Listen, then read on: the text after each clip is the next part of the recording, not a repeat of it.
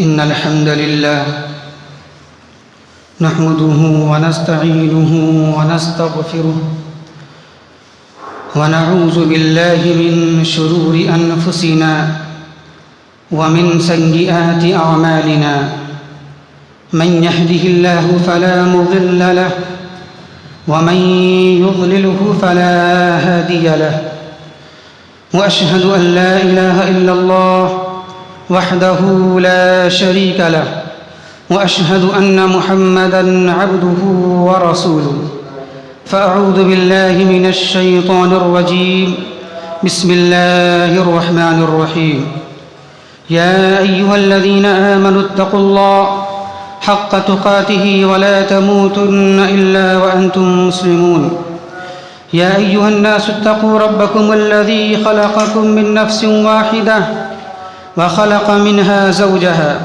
وبث منهما رجالا كثيرا ونساء واتقوا الله الذي تساءلون به والأرحام إن الله كان عليكم رقيبا يا أيها الذين آمنوا اتقوا الله وقولوا قولا سديدا يصلح لكم أعمالكم ويغفر لكم ذنوبكم ومن يطع الله ورسوله فقد فاز فوزا عظيما أما بعد فإن خير الحديث كتاب الله وخير الهدي هدي محمد صلى الله عليه وسلم وشر الأمور محدثاتها وكل محدثة بدعة وكل بدعة ضلالة وكل ضلالة في النار قال الله تبارك وتعالى في القرآن المجيد والفرقان الحميد فأعوذ بالله من الشيطان الرجيم بسم الله الرحمن الرحيم بل تؤثرون الحياة الدنيا والآخرة خير وأبقى. محترم سامعین کرام و معزز حاضرین جمعہ اور خواتین اسلام، خطبہ مسنونہ کے بعد ہم نے سورۃ الاعلیٰ کی آیت نمبر 16 اور 17 کی تلاوت کی ہے، جس میں اللہ تبارک و تعالی بیان فرماتا ہے کہ بل تؤثرون الحیاۃ الدنیا والآخرۃ خیر وابقیٰ، بلکہ تم دنیاوی زندگی کو ترجیح دیتے ہو، حالانکہ آخرت زیادہ بہتر ہے اور زیادہ باقی رہنے والی ہے۔ تو محترم سامعین کرام، آیت کے مناسبت کے لحاظ سے آج ہمارا موضوع خطابت ہے فکر آخرت۔ محترم سامعین، فکر آخرت اور عقیدہ آخرت اصلاح اعمال کا سب سے بہترین ذریعہ ہے۔ مطلب یہ ہے کہ مرنے کے بعد دوبارہ زندہ ہو کر اللہ کی حضور اپنے اعمال کے جواب دہی کا احساس، یہ خوف ایک ایسا انقلابی عظیم عقیدہ ہے کہ اگر جو شخص اسے صحیح دل سے، سچے دل سے مان لے تو یقیناً اس کی زندگی میں انقلاب برپا ہو جائے گا، انقلاب آ جائے گا۔ اور قرآن کے واقعات شاہد ہیں اور گواہ ہیں کہ جو قومیں، جو افراد دنیا کے اندر ظالم و جابر بن کر زندگی گزاری، یعنی کہ وہ قومیں جو عقیدہ آخرت کی منکر تھی، انکار کرنے والی تھیں، انہوں نے دنیا کے اندر ظالم و جابر بن کر سرکشی کر کے زندگی گزاری۔ انہوں نے دنیا کے اندر فساد برپا کیا، لوگوں کو مارا، خون ریزی کیا، خون کو بہایا، لیکن جو قومیں، جو افراد عقیدہ آخرت کو ماننے والی تھیں، ذرا دیکھیں آپ، ان کی زندگیوں میں انقلاب برپا ہو گیا، انقلاب آ گیا، ان کی زندگیوں میں تبدیلیاں آ گئیں۔ وہی قوم جو پہلے ظالم و جابر تھیں، وہی لوگ اسلام کے علم بردار بن گئے، وہی لوگ جو ایک دوسرے کے خون کے پیاسے تھے، وہی لوگ ایک دوسرے کے محافظ بن گئے، وہی لوگ جو ڈاکو تھے، چور تھے، وہی لوگ متقی پرہیزگار بن گئے، وہی لوگ جو پہلے کیا تھے، جھوٹ بولنے والے تھے، خیانت کرنے والے تھے، وہی لوگ کیا بن گئے، امین و صادق بن گئے۔ تو حقیقت بات تو یہ ہے کہ عقیدہ آخرت اور فکر آخرت ایک ایسی چیز ہے کہ اس کے مان لینے کی وجہ سے ایک انسان کے اندر پہرہ دار آ بیٹھتا ہے، جو اسے ہر قدم پر چھوٹے موٹے گناہ سے روکتا ہے، منع کرتا ہے، اور اسے ہر وقت چاہے خلوت ہو یا جلوت، چاہے رات کی تاریکی ہو یا دن کی روشنی، اسے اس کے اندر میں کیا ہوتا ہے، ہر وقت اسے اللہ کے حضور اپنے اعمال کے جواب دہی کا خوف ہوتا ہے، احساس پیدا ہوتا ہے، اور یہ خوف اسے جکڑے رہتا ہے، باندھے رہتا ہے۔ آئیے ذرا ہم فکر آخرت کسے کہتے ہیں اور فکر آخرت مان لینے کی وجہ سے زندگی میں کیا تبدیلیاں آتی ہیں، کس طرح ڈر خوف پیدا ہوتا ہے، آئیے ذرا ہم اس کی چند مثالیں ہم صحابہ کرام کی زندگی سے دیکھنا چاہیں گے۔ حضرت عمر رضی اللہ تعالیٰ عنہ کے دور خلافت میں بحرین سے مال غنیمت آیا، اور اس مال غنیمت میں مشک و عنبر، ایک خوشبو ہوتی ہے مشک و عنبر، وہ آیا۔ تو عمر رضی اللہ تعالیٰ عنہ نے اس مشک عنبر کو تقسیم کرنے کے لیے ایک آدمی تلاش کیا جانے لگا کہ اس کو تقسیم کرنا ہے، اس کے لیے ایک آدمی تلاش کیا جائے۔ تو عمر رضی اللہ تعالیٰ عنہ کی صاحبہ بیوی نے کہا یہ کام میں کر دوں گی، یہ تقسیم میں خود کر دوں گی، آپ کیوں کسی اور کو بلائیں گے؟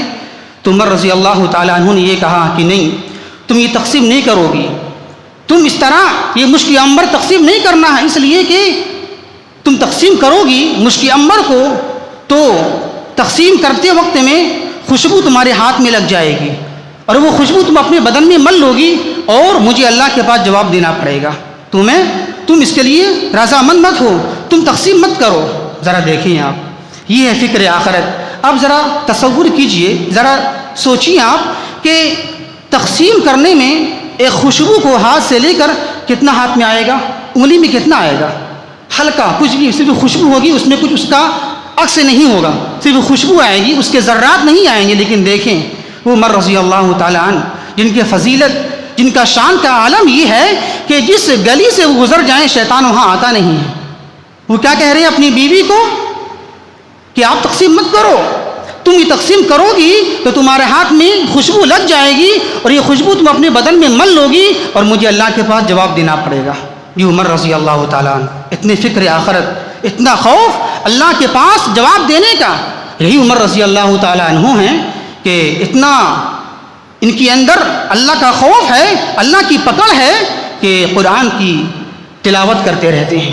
قرآن کی تلاوت کرتے کرتے ایک آیت کریمہ ان کے پاس میں آتی ہے۔ کیا وہ آیت کریمہ ہے کہ ما لہو لیس لہو من عذاب واقع لیس لہو من دافع، یعنی اللہ کا عذاب واقع ہونے والا ہے، جب اللہ کا عذاب آ جائے گا تو اس عذاب کو کوئی ٹالنے والا نہیں ہے، کوئی روکنے والا نہیں ہے۔ تو جب یہ آیت کریمہ آئی ان کے سامنے، بار بار پڑھ رہے ہیں، بار بار تلاوت کر رہے ہیں، اتنا، اور اس تلاوت کرنے کے بعد اتنا روئے عمر رضی اللہ تعالیٰ عنہ کی آنکھیں سوج گئیں، آنکھوں سے آنسو جاری ہونے لگے۔ دیکھیں یہ عمر رضی اللہ تعالیٰ عنہ ہے۔ تو محترم سامعین، اس واقعے سے ہمیں یہ نصیحت ملتی ہے، یہ پیغام ملتا ہے ان لوگوں کے لیے جو بادشاہ وقت ہیں، جو حاکم وقت ہیں، جو خلیفہ وقت ہیں، جو ذمہ دار ہیں، کہ جن کے پاس عوام الناس کی مال کی ضروریات کے لیے سامان آتے ہیں، جن کے پاس مال و دولت کی پونجیاں ہیں، اور مال و دولت ان کے پاس اس لیے آتے ہیں تاکہ یہ مال و دولت عوام الناس میں خرچ کیا جائے، رفاہی کام میں خرچ کیا جائے۔ لیکن کیا کرتے ہیں آج کے حاکم وقت، خلیفہ وقت، بادشاہ وقت، اس مال کو اپنی ضروریات میں، اپنی مفاد میں خرچ کرتے ہیں۔ انہیں ڈرتے رہنا چاہیے کہیں ایسا نہ ہو کہ اللہ کی پکڑ آ جائے۔ جس طرح عمر رضی اللہ تعالیٰ عنہ کیا کہہ رہے ہیں اپنی بیوی سے، تقسیم مت کرو، تو ڈرنا چاہیے آج کے حاکم وقت کو کہ جن کے پاس مال آتا ہے، کس کا؟ عوام الناس کے لیے آتا ہے، تقسیم کریں، رفاہی کام میں لگائیں، لیکن وہ رفاہی کام میں لگانے کے بجائے، خدمت خلق میں لگانے کے بجائے اپنے ذات میں استعمال کرتے ہیں، اپنی پراپرٹی جمع کرتے ہیں اور قبضہ کر لیتے ہیں سارے مال و دولت پر، تو جان لیں یہ مال اس کا نہیں ہے، یہ مال عوام الناس کا ہے، اللہ اس کے بارے میں پوچھے گا، سوال کرے گا۔ اسی طرح دیکھیں آپ فکر آخرت کیا ہوتی ہے، ذرا دیکھیے آپ۔ مسند احمد ترمذی کی ایک روایت ہے، ایک صحابی رسول جناب محمد الرسول اللہ صلی اللہ علیہ وسلم کی خدمت میں آتے ہیں اور یہ کہتے ہیں، اے اللہ کے رسول صلی اللہ علیہ وسلم، میرے پاس کچھ غلام ہیں، کچھ خادم ہیں جو مجھ سے جھوٹ بولتے ہیں، مجھ سے خیانت کرتے ہیں، میری باتوں کو نہیں مانتے ہیں، وہ میری نافرمانی کرتے ہیں، تو میں اسے مارتا ہوں، دو بات بولتا ہوں، برا بھلا بولتا ہوں، تو کیا مجھے ذرا بتائیں آپ اے اللہ کے نبی صلی اللہ علیہ وسلم کہ میرا ان کے حساب کس طرح ہوگا؟ وہ مجھ سے جھوٹ بولتے ہیں، میری باتوں کو نہیں مانتے ہیں، وہ میں اسے مارتا ہوں، برا بھلا بولتا ہوں، تو میرا حساب ان کے ساتھ کس طرح ہوگا؟ تو جناب محمد الرسول اللہ صلی اللہ علیہ وسلم نے اس صحابی رسول سے کہا کہ اے صحابی سنیں، تمہاری مار، تمہاری سزا اور تمہاری خادموں کی نافرمانیاں، جھوٹ، خیانت، دونوں کا حساب و کتاب لیا جائے گا اللہ کے ہاں۔ اگر تمہاری سزا ان کی گناہوں سے کم ہوگی تو تمہارے لیے ثواب ہوگا، اجر کی بات ہے، اور اگر تمہاری سزا ان کے گناہوں کے برابر ہو جائے گی تب تمہارے اوپر نہ کوئی عذاب نہ کوئی ثواب ہوگا۔ لیکن ہاں اگر تمہارا مارنا، تمہارا پیٹنا، تمہاری سزا دینا اس کے گناہوں سے زیادہ ہو جائے گا تب اللہ تبارک و تعالیٰ تم سے اس سے بدلہ لے گا، تمہارے اس عمل کی وجہ سے اس کا بدلہ لیا جائے گا میدان محشر میں۔ جیسے ہی اللہ کے نبی صلی اللہ علیہ وسلم نے صحابی رسول کو یہ بات سنائی، چیخنے لگے، چلانے لگے، رونے لگے، اور یہ کہا اس وقت جناب محمد الرسول اللہ صلی اللہ علیہ وسلم نے، کیا تم نے قرآن کی آیت کریمہ نہیں پڑھی ہے؟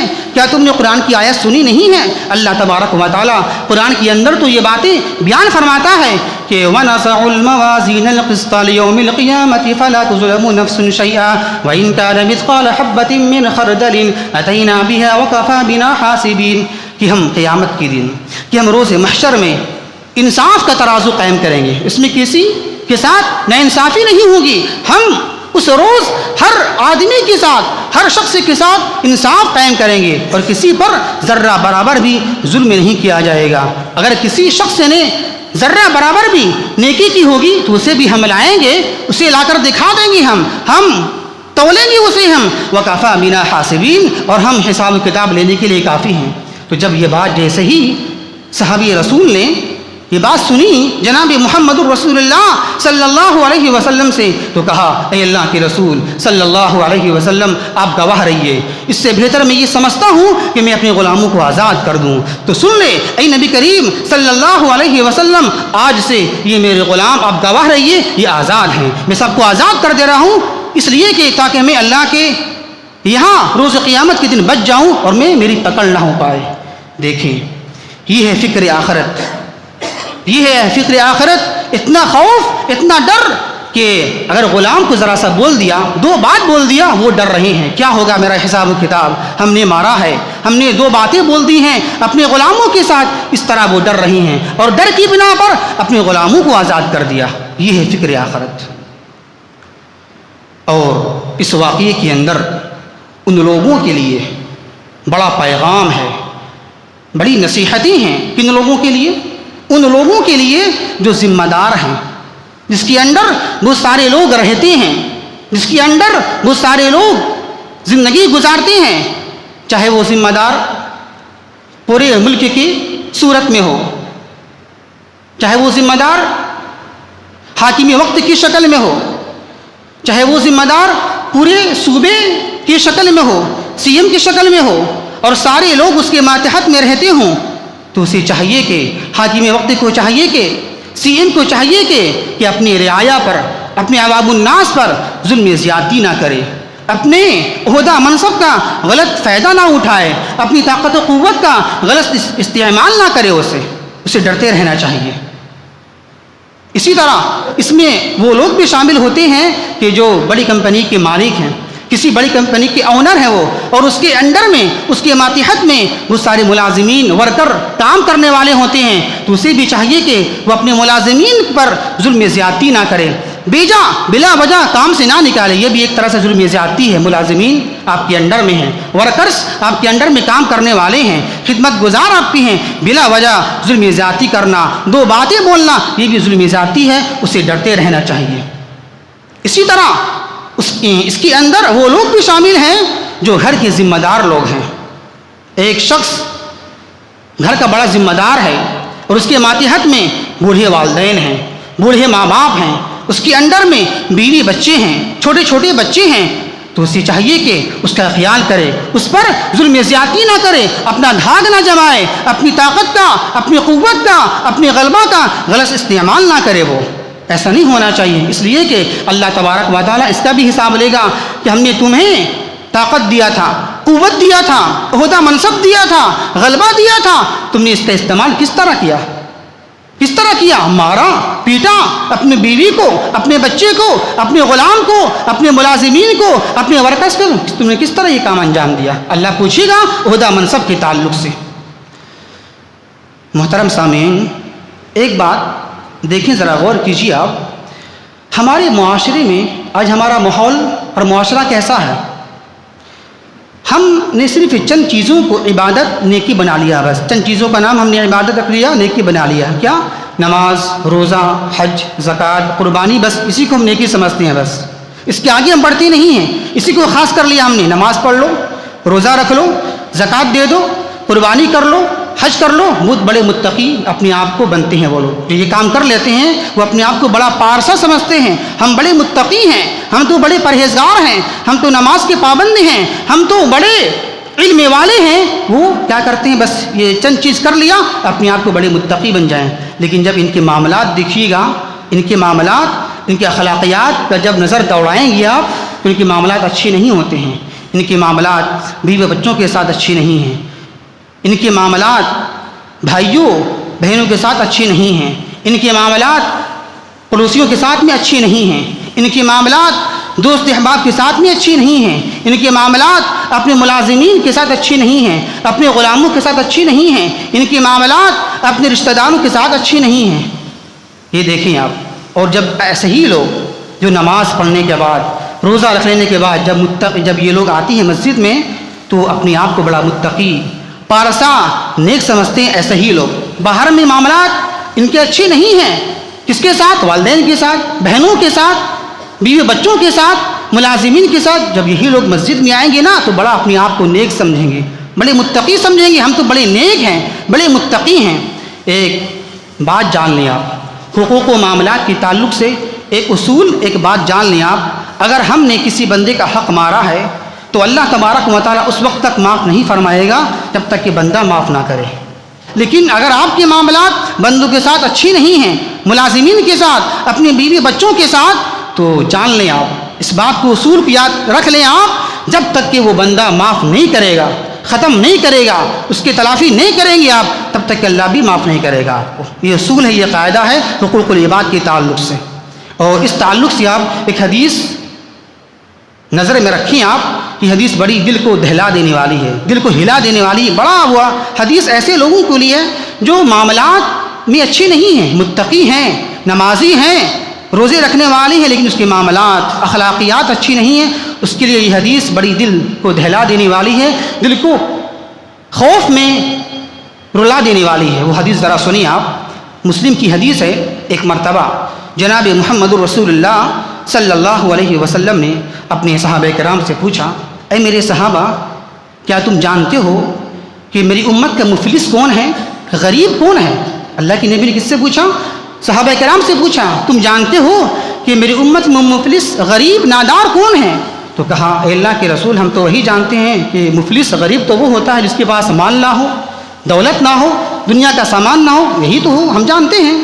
تو کہا، نہیں اے میرے صحابہ سن لو، میری امت کا مفلس، غریب وہ ہے کہ جو قیامت کے دن بڑے بڑے نیک اعمال لے کر آئے گا، نماز لے کر آئے گا، زکوٰۃ لے کر آئے گا اور روزے لے کر آئے گا۔ ایک طرف تو یہ حال ہے، بڑی بڑی اعمال لے کر آئے گا، لیکن دوسری طرف اس کے معاملات کیسے ہوں گے؟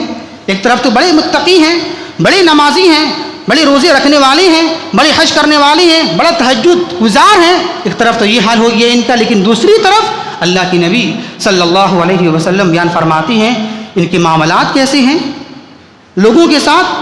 وَيَأْتِي قَدْ شَتَمَ هَذَا وَقَذَفَ هَذَا وَأَكَلَ مَالَ هَذَا وَضَرَبَ هَذَا وَسَفَكَ دَمَ هَذَا.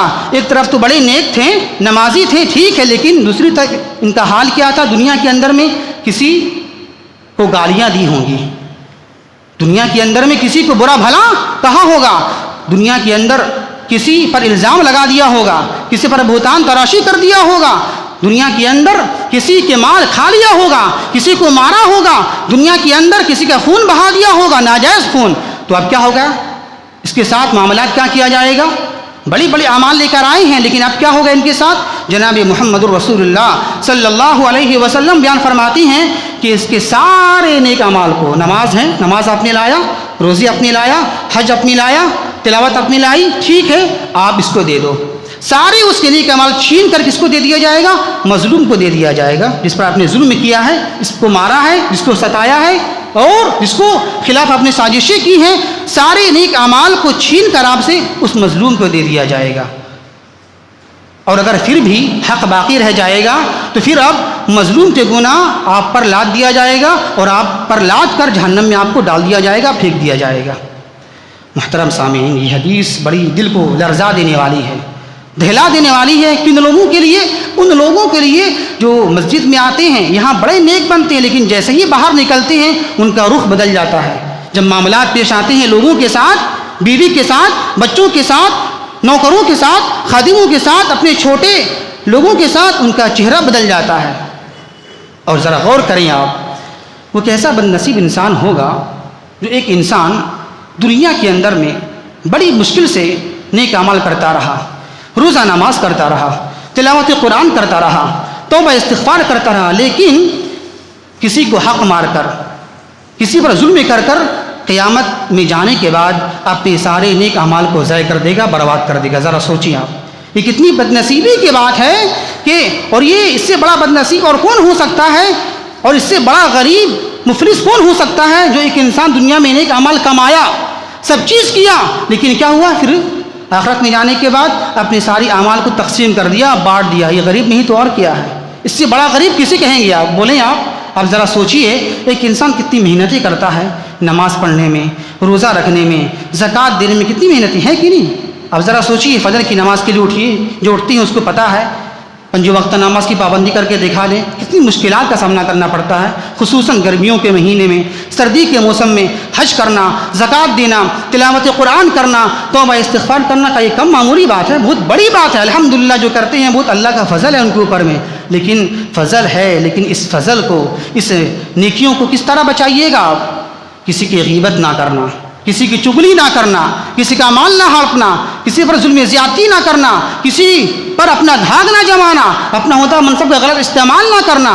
اگر آپ اس سے بچ کے رہیں، ظلم زیادتی سے، کسی کا مال کھانے سے، تب انشاءاللہ ممکن ہے. ورنہ اگر آپ کے سارے روزے، سارے حج، سارے زکوٰۃ، ساری نفلی نمازیں، سارے فرائض آپ کے رائے گا ضائع بیکار ہو جائیں گی، آپ غریب ہو جائیں گے وہاں جا کر. یہ کتنی بڑی فقیری بات ہے بتائیے. آپ نے جمع کیا، وہاں جا کے آپ نے دے دیا، کتنی بڑی بدنصیبی کی بات ہے. ذرا سوچیں آپ اس چیز کو آپ. اسی طرح کچھ اور باتیں ہیں. آخری بات، فکر آخرت کا ایک اور تصور کا انداز ذرا دیکھیے آپ. شروع سے عہدہ، منصب اور کرسی کی لالچ شروع سے یہ لوگوں کی نظر میں بڑا محبوب، بڑا پیارا رہا ہے، بڑی اچھی چیز رہی ہے عہدہ، منصب، کرسی.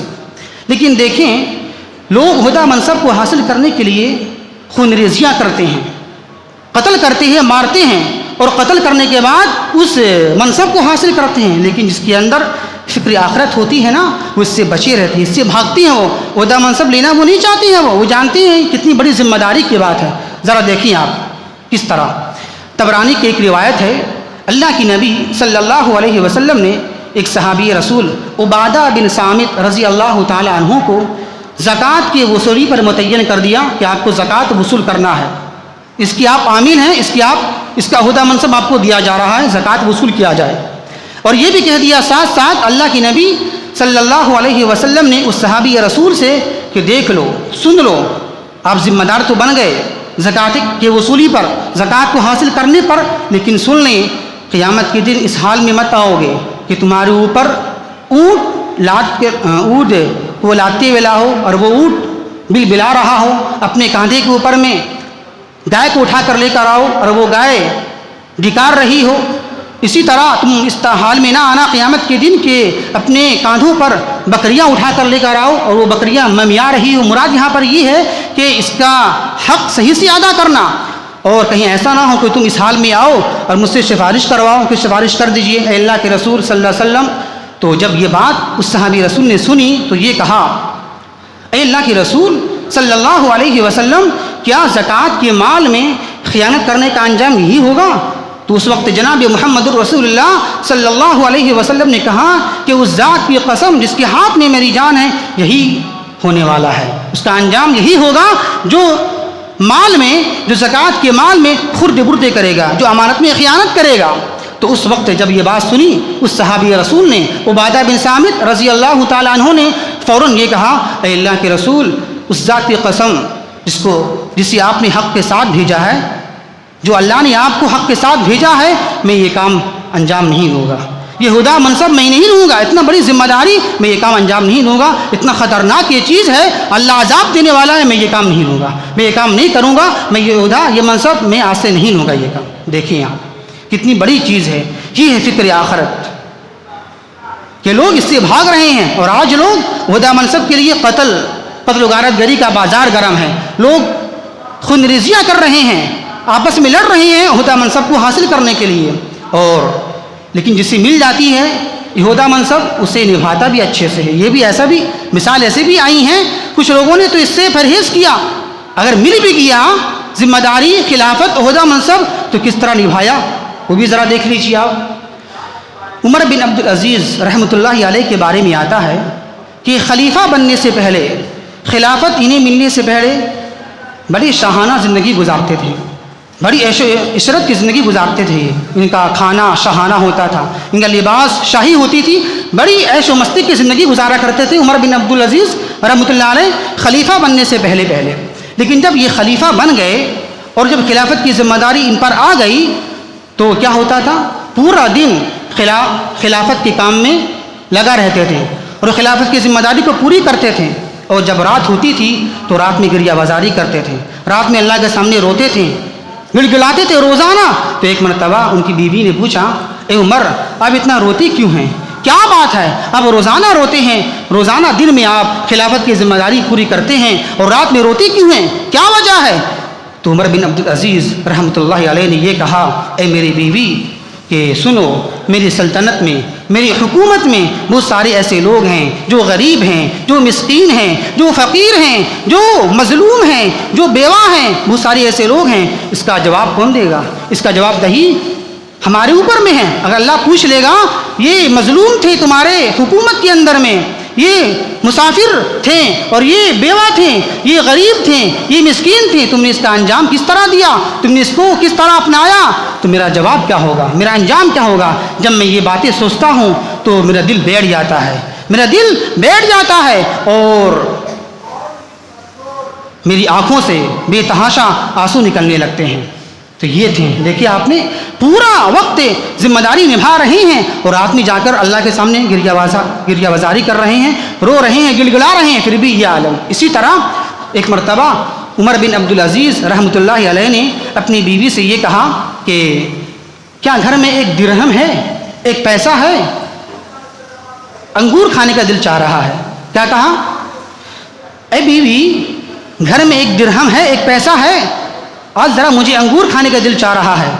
تو ان کی بیوی نے کہا آپ خلیفۃ المسلمین ہیں، آپ خلیفہ ہیں، آپ حاکم وقت ہیں، کیا آپ کے پاس ایک دینار خرچ کرنے کی صلاحیت نہیں ہے؟ خرچ کریں آپ۔ تو اس وقت کیا کہا عمر بن عبد العزیز رحمۃ اللہ علیہ نے کہ نہیں، میں خرچ نہیں کروں گا، میرے لیے جہنم کی ہتھکڑیاں پہننا یہ زیادہ میرے لیے یہ آسان نہیں ہے، یہ مشکل ہے، بنسبت اس کے کہ میں یہ بھوک کو برداشت کر لوں، یہ لذت، یہ خواہشات کو میں برداشت کر لوں، ختم کر دوں، یہ میرے لیے زیادہ آسان ہے بنسبت اس کے کہ میں جنت جہنم میں جا کر ہتھکڑیاں مجھے لگایا جائے، مجھے جہنم کا عذاب دیا جائے۔ تو دیکھیں یہ تھے میرے سلف صالحین، اس طرح وہ ڈرتے تھے، اس طرح ان کے اندر میں فکر آخرت تھی۔ اللہ کے نبی کے بارے میں بہت ساری روایتیں ہیں، اللہ کے نبی کے بارے میں آتا ہے، صحابہ کرام کے بارے میں آتا ہے، تابعین کے بارے میں آتا ہے، تبع تابعین کے بارے میں آتا ہے کہ وہ روتے تھے، گلگلاتے تھے۔ تو بڑا فرق ہے ہم میں اور سلف صالحین کے اندر میں۔ سلف صالحین جناب محمد رسول اللہ صلی اللہ علیہ وسلم دیکھو بخشے بخشائے ہیں، جناب محمد رسول اللہ ہیں، اور اللہ کے بعد درجہ کس کا اس کائنات کے اندر میں؟ اللہ کے نبی کا ہے۔ تو وہ نبی جو بخشے بخشائے ہوں، جس کے اگلے پچھلے سارے گناہ معاف ہوں، ان کا عالم کیا ہے، ان کی حالت کیا ہے، ان کی شان کیا ہے؟ ذرا دیکھیے آپ، رات میں فرض تو فرض ہے، رات میں نفل نماز کے اندر اتنا لمبا قیام کرتے ہیں کہ ان کا پیر سوج جاتا ہے، ان کا پیر پھول جاتا ہے، ورم میں آ جاتا ہے۔ تو ان کی بیوی نے پوچھا، اے اللہ کے رسول صلی اللہ علیہ وسلم، اب اتنا لمبا قیام کیوں کرتے ہیں؟ اتنی آپ کیوں محنت مشقت کر رہے ہیں نمازوں کے اندر میں؟ آپ تو نبی ہیں، آپ تو بخشے بخشائے ہیں۔ تو کیا جواب ملا؟ آج ہمارے طرح جواب ملا؟ نہیں۔ جواب کیا ملا؟ افلا اکون عبدا شکورا، کیا میں اللہ تبارک و تعالیٰ کا شکر گزار بندہ نہ بنوں میں؟ دیکھیں اسی طرح آپ دیکھیں سارے صحابہ کرام کا حال، تابعین کا حال، تبع تابعین کا حال ایسا ہی تھا۔ تو ہم میں کتنا فرق ہے اور سلف صالحین کے اندر میں۔ سلف صالحین ہر کچھ کرنے کے بعد اپنے آپ کو کچھ سمجھتے نہیں تھے، ہم کچھ بھی نہیں ہیں، لیکن آج ہم کچھ نہیں کرتے سب کچھ سمجھتے ہیں۔ نیک عمل نہیں، سارے گناہ موجود، خیانت موجود، جھوٹ موجود، سب چیز موجود، لیکن آج ہم اپنے آپ کو بڑے متقی، بڑے پرہیزگار سمجھ رہے ہیں۔ اور پہلے کے لوگ سلف صالحین صحابہ کرام رضی اللہ تعالی عنہم اجمعین ہر کچھ کرتے تھے، اپنے آپ کچھ بھی سمجھتے نہیں تھے، ہم کچھ بھی نہیں اللہ کے سامنے۔ یہ ڈر، یہ خوف اپنے اندر پیدا کیا جائے کہ ہم سب چیز کریں، نماز پڑھیں، روزے رکھیں، سب چیز کریں، پھر بھی اپنے اندر میں فخر، غرور، تکبر پیدا کبھی بھی نہیں ہونے چاہیے۔ کیونکہ ایک حدیث ہے، اللہ کے نبی نے بیان فرمایا، کوئی بھی شخص اپنے عمل کی بدولت جنت میں نہیں جائے گا جب تک کہ اس کے ساتھ اللہ کا فضل، کرم شامل حال نہ ہو، رحمت شامل حال نہ ہو۔ تو صحابی نے پوچھا، اے اللہ کے رسول صلی اللہ علیہ وسلم، کیا آپ کے ساتھ بھی ایسا ہوگا؟ بولا ہاں میرے ساتھ بھی ایسا ہونے والا ہے۔ تو دیکھ لیں کبھی بھی نعوذ باللہ ثم نعوذ باللہ فخر، غرور نہیں ہونا چاہیے کسی پر، نہ اپنے علم پر، نہ اپنی خوبصورتی پر، نہ اپنے اعمال پر، نہ اپنے روزے پر، نہ اپنی عہدہ منصب پر، کبھی نہیں ہونی چاہیے۔ ورنہ جو عہدہ منصب اللہ دیا ہے وہ اللہ چھین بھی سکتا ہے۔ جو اللہ نے آپ کو مال دیا ہے، دولت دیا ہے، سب چیز دیا ہے، توفیق دیا ہے، وہ اللہ توفیق چھین بھی سکتا ہے، لے بھی سکتا ہے۔ تو ہمیں چاہیے کہ ہم سلف صالحین کو دیکھتے ہوئے اپنے اندر فکر آخرت پیدا کریں، اور ہر قدم پر ہم برائیوں سے بچیں اور نیک اعمال کرنے کی کوشش کریں۔ اللہ سے دعا ہے کہ اللہ تبارک و تعالی ہمیں صحیح سمجھ کے توفیق عطا فرمائے۔ وما توفیق الا باللہ، انہ تعالی جواد کریم ملک بر رؤوف الرحیم۔